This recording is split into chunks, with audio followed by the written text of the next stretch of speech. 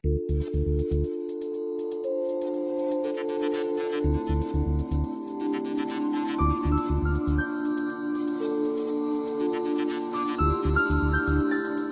and welcome to Tea Time with me, Chethi Narula. We're at the rather picturesque Oxford Golf and Country Club on the outskirts of Pune, and as you can see, it's pouring a little bit, it's thundering as well, but does not impact our game of golf. On the show today, I've got a father and son duo, and they will be discussing their love for the game of golf and the real estate sector in much detail. On the show this week, we have Anil and Rohan Seolekar from the Oxford Group. As a golf per se, yes, it takes a long time for it to make money. Right. Very difficult. A lot of money goes in, and you don't know there's crores of rupees that's gone into this. You can't see it. Since a kid, although I didn't have any decision making at that time, I saw how things were created. And I liked the idea of creating something. And in news, Rory McIlroy wins the BMW PGA Championship and Adam Scott wins Colonial in a playoff.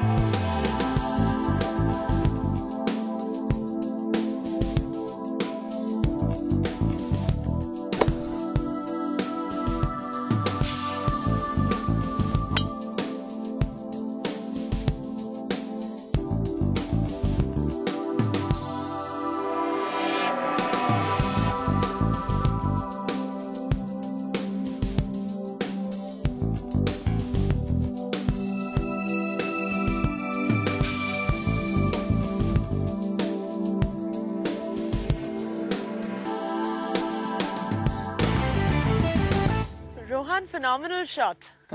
You had to beat that at that one?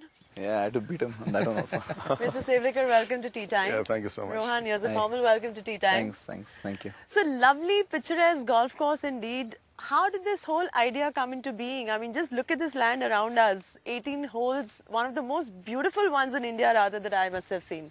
Oh, I call it the sexiest golf course in the country anyway. So basically it came out because, you know, a passion of golf. Right. Been playing for a long time, was captain of Pune Club, president of Right. Pune Club, looked after the golf course, in the golf fraternity, in the Indian Golf Union as a council Right. member, and a real estate developer. Absolutely. So as a combination, definitely we felt that, you know, to add value to a real estate, when you become a real estate developer, your focus is this way. Right. You want to make more money, so you want something to add value. Right. A golf course adds value worldwide. You know, you've taken over as the CEO of the golf course. Do you really feel that adding a golf course really adds value to the parent group, which is majorly into real estate sector? I think the golf course makes a lot of difference because it drives in people who would otherwise not come to the place. See, Correct. normally when you do any development or you do anything, whether it's a leisure sport, whether it's a mall, the kind of people coming in are the local people. Right. In the case of golf course, you just don't know who's coming in. And Sure. the person coming in will come and take a decision which might surprise you. And that's what has happened in our case. We've got people who've come in from all over, not only India, from America. Right. And they've come, they've stayed here for months, they've enjoyed the course. So Sure. something so small can happen. I think development around a golf course will happen eventually. Will happen. And it'll make a difference. So, Mr. Seolekar, my next question is, of course, to you, which is in the year 1986, that's when Oxford Group came into existence. Correct me if I'm wrong. 28 years. How is the inception of the parent group really? I mean, today you're into real estate, you're into aviation, into automotives, into hospitality, now a golf course. What was the whole vision and plan like when you entered in 86? And are you a first generation entrepreneur? Yes, I am. In fact, I used to work before that, and I came back to Pune after a gap of 10 years. Right. And in 10 years, I was in Delhi, Bombay, Right. different places, and, you know, Right. working for different companies and trying to sell. I was a marketing guy. You were an So- employee at various companies, Yes, is yes, it? yes. So it was in actually 1988, 89. Right. Not even 86. That's when I Right. came back to Pune. Right. And started a small development on a 20,000 square feet plot. And that's how the real estate career of our group started. And then from there onward, we've grown because God was kind, we were lucky, things happened right, we did the right things at the right time, and we were far ahead of time when we started our first project as well. Sure. We thought beyond the box, we thought of crazy ideas of trying to create something which people, we would not know whether they would still pay for it.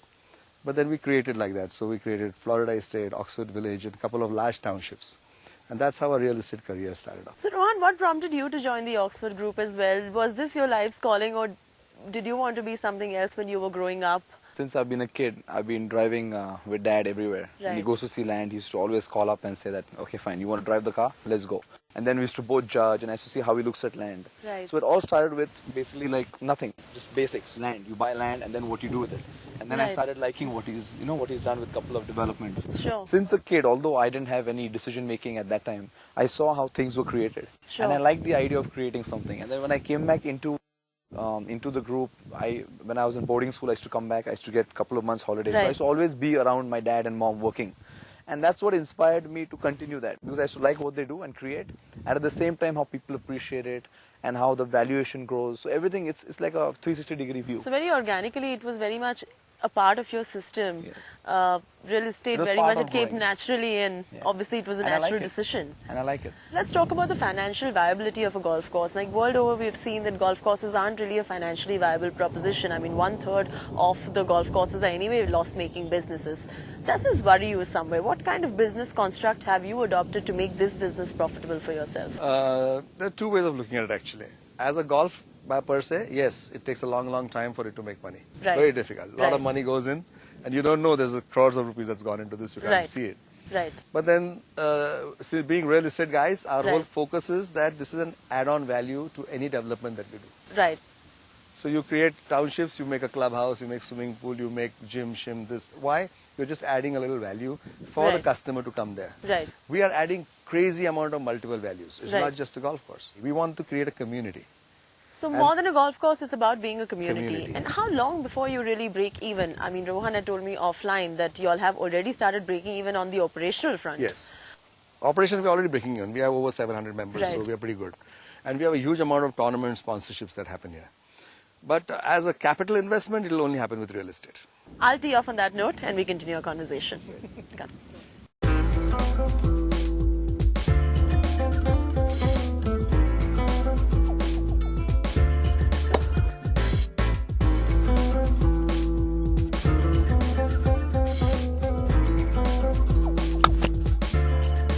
Superb. Thank you.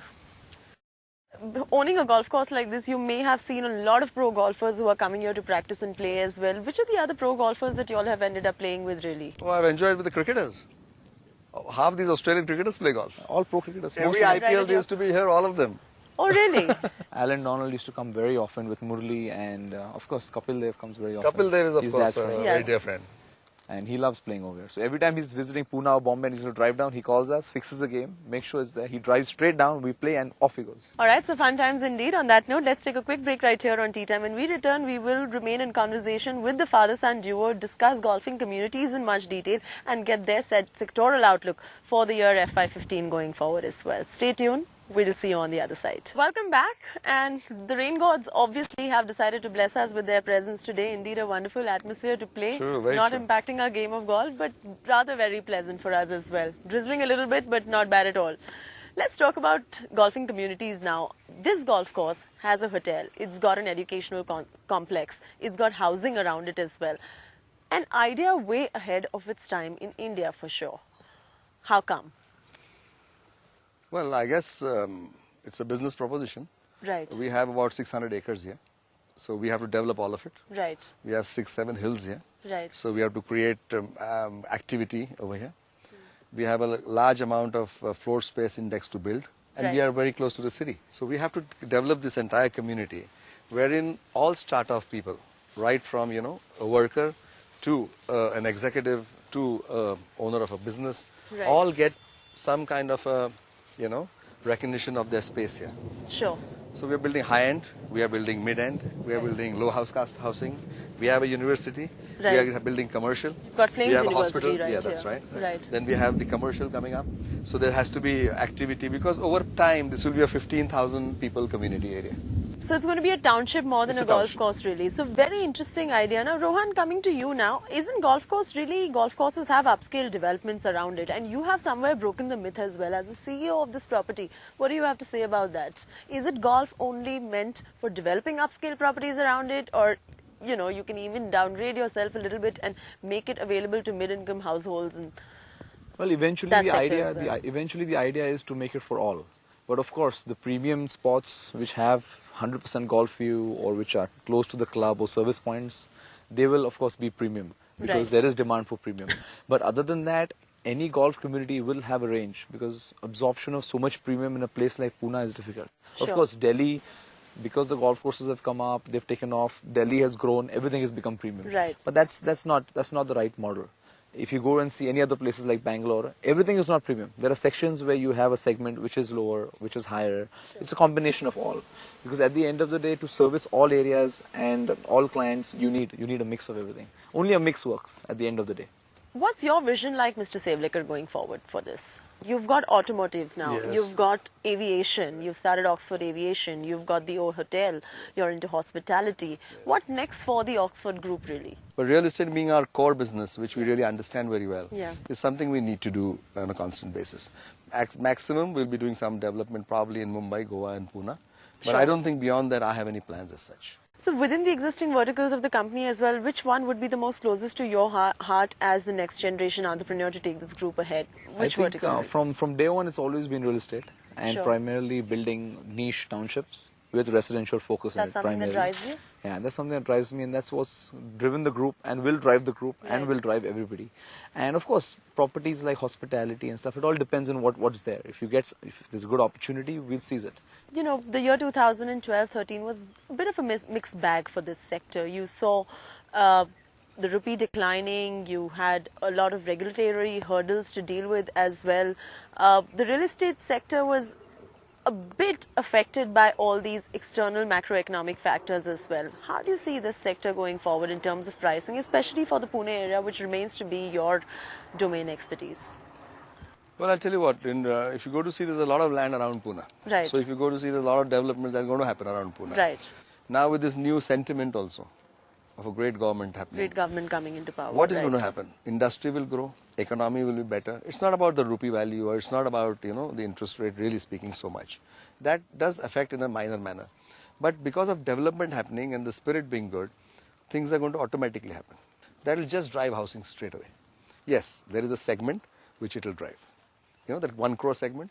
Right. That's the segment which is going to grow crazy. So you think that you are going to be seeing boom in that area? In that particular terms of- segment. Interesting point that you brought out earlier about the BJP coming into power and the positive impact it is going to have on the real estate sector as well. I would like to discuss a little more in detail with you guys about the same. But before that, it's a good time now for us to take a breather right here on Tea Time. We will remain in conversation with the father-son duo and see you on the other side. Take a break.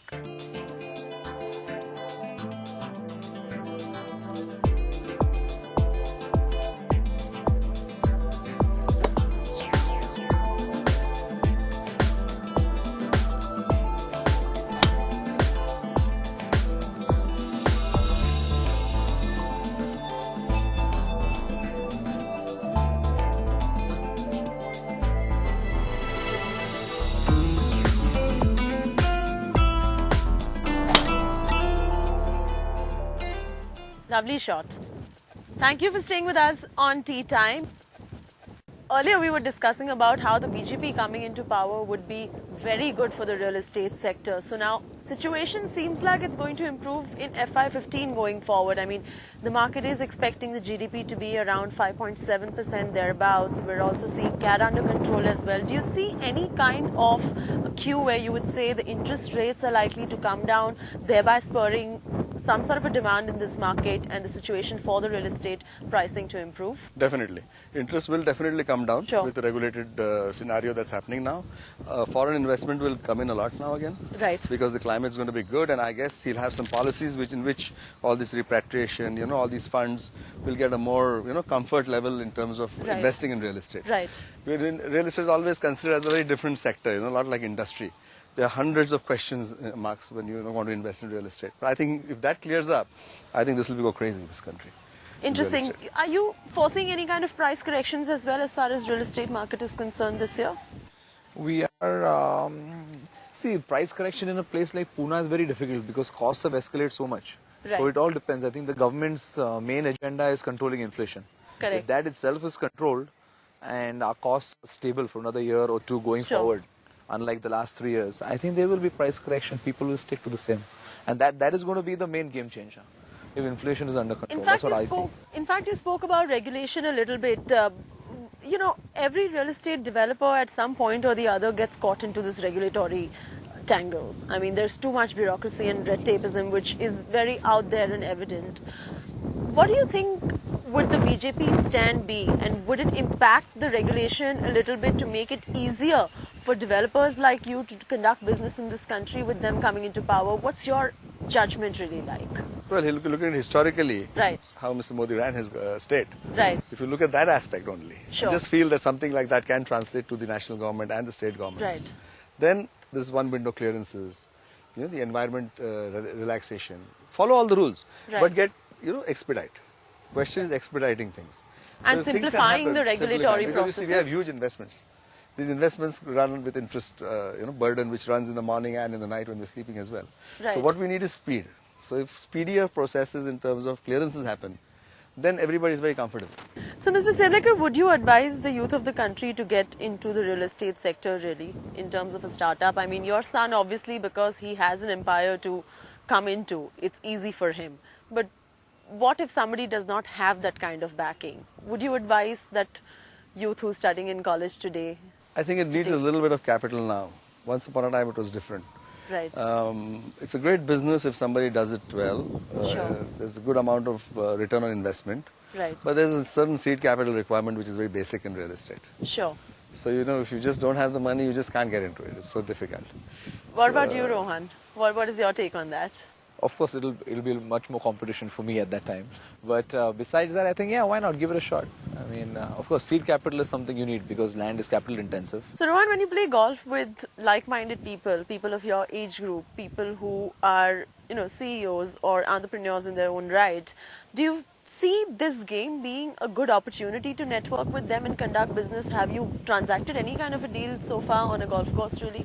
Yeah, of course, I've transacted many deals, whether it's a flat sale, whether it's sponsorships for this venue, whether it's interactions and different things. Would you agree it's a great relationship building platform, a golf course like this, to come and My play entire out for business 4 has grown hours? on the golf course. Because all my PR, all my networking, whether it's, you know, personal friends, Sure. whether it's corporate, whether it's Right. bureaucracy, I've done it all at the golf course. So if you ask me really speaking, I think it's a great connector. Yeah. And I think it's like a fraternity. It's like a brotherhood, you know. It's like It's a buddy fraternity. kind of a concept. Right. Even if somebody knows you play golf, it's a different story. It's a relationship. I travel the world, and when I travel, I just have to know somebody and some Right. link, and we're playing golf. Right. So it's just, I think it's a great PR. What is your takeaway really from a game of golf? How much do you think it affects your life as well and your boardroom back in the office as well? Well, if you ask me, I'm doing this angle. I've never told you, but we are doing a huge amount of junior programs. Okay. Okay. Why we are doing it is because I understand that this is the only game which can teach a kid as he grows Sure. to become a great character Really? as a person. Right. Call it cheating, call it respect, call it, you know, because this is the only game you play against yourself. This is the Sure. only game you play with a handicap. Sure. So you are an equal with a 75-year-old or a 10-year-old. Right. Like he's a 6-7 handicapper, I'm a 17, 18, 15 handicapper. Sure. So we still play the equal game. Correct. Now what happens is that these youngsters, the youth of today, they are so aggressive, they all want to go fast and things like that. This slows them down, this brings them onto the earth. I mean, no golfer can cheat and live and play golf again. I've known it because I've been the captain, I've seen that happen. So, I mean, it teaches you so many things for these youngsters. It's not even funny. Now, you have aspirations to take over as the IGU president as well. I mean, you've been a council member for 10 odd years now. What is that plan really like? As president, I wouldn't say it really matters because I've been on the council and we've been working towards promotion of amateur sports. And in the last 2 years and now with the current president and all that, we are really flying in the sense that we are really taking this game to the next and the next level. Obviously, you have some enhanced 2016 focus on golf academics and junior golf Sure, programs as well, sure. which Great the IG programs, great handicapping programs. programs and the Yeah, recently the introduced handicapping ones. program. Right. Then we have the training program, the academies for the IGU. Then public golf courses, we are looking at how can we develop the common man to play golf, things like that. And in 2016, this game goes to the Olympics. It's going to be a big thing. And unless India has these superstar youngsters coming up, this game Right. is not going to grow as a good game with the youngsters. You know, everybody aspires to be like somebody. So a lot of Indians on the circuit now.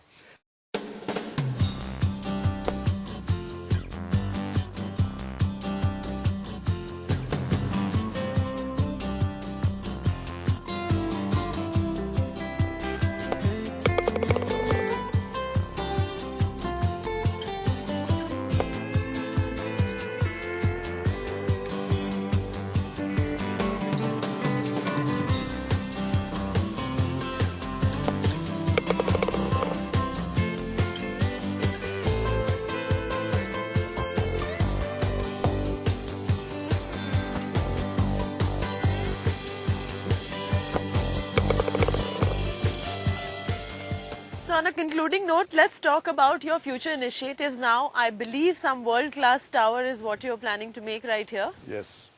In fact, we still have to name it. It's right there. It's Right gonna behind the it's gonna- clubhouse. Yeah, just behind that. It's going to be one 30-floor tower, Right. 30 floors, with, the view of the setting sun, that's west, and the entire impasse of this valley.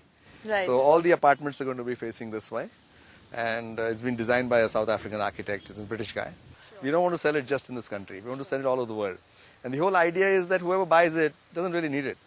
But he's going to buy it because it's a purpose. It's got a purpose with it. It's got a meditative angle to it. It's got, all kinds of trainers there who are going, like Deepak Chopra probably we're tying up with, who Sure. will give us the lifestyle in terms of healthy living. Right. We're getting some great branded guys who are going to buy it. It's already committed to us. And we should launch it in 6 months from now. Are you somewhere also using this golf course as a positioning tool to sell that property as well That is and the main- market it? Definitely. This is The the golf main. course is going to be the main positioning tool. So tomorrow you say you own something on the golf course, at the same time you don't have to look after it. It's just there. So it's like a status symbol also at the end of the day. Eventually you'll see development happening around golf courses. And I Right. think that's an organic way to grow also. Because see, Right. in the future everything, all the townships are going to be planned, which is good in a way. So you have certain amount of width of roads, you have different hospital area, you have different leisure center, you have residential, commercial. So of course, townships is the next big thing in India. It's been growing for the last 10 years. But hopefully we and the others will show directions for other smaller townships to come in. And this tower of yours would be a start to that, isn't it? All hope right. so. All right. On that note, lovely talking to both of you on the greens. Thank you for joining me. Thank you, sir, Thank for you so joining much. me Really on Tea appreciate Time. With that, it's a wrap on this episode of Tea Time. We'll see you next week again with another interesting guest from an entirely different sector altogether. Until then, enjoy the flight of a good drive. And as cliched as I may always sound, may the sport be with you.